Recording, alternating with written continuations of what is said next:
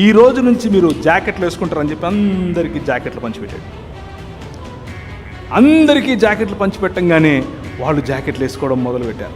వాళ్ళు జాకెట్లు వేసుకోవడం మొదలుపెట్టగానే ఆ స్థానికంగా ఉన్నటువంటి ఈ కులోన్మాదులు, మతోన్మాదులు, లేకపోతే అధికార అహంకారం కలిగినటువంటి వారు ఏం చేశారంటే నాయరు అనే సమాజాన్ని పిలిచారు.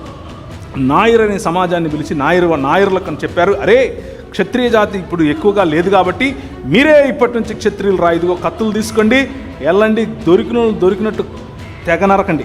ఏం నరకాలి? స్తనాలు, వక్షాలు నరకాలి, వక్షోజాలను నరకండి. ఎందుకు అనంటే వాళ్ళకంత ధైర్యమా, వాళ్ళకంత అంత కొవ్వ, మా ముందు వాళ్ళు బట్టలు వేసుకుంటారా?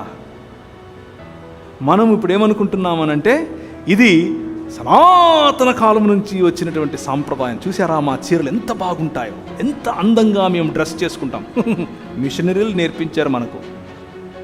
మీరు గౌరవప్రదంగా బ్రతకటం, మనం గౌరవప్రదంగా బ్రతకటం ఈ 66 పుస్తకాలు ఉన్నటువంటి వాక్యము నేర్పించారు. దేవునికి స్తోత్రం కలుగును గాక.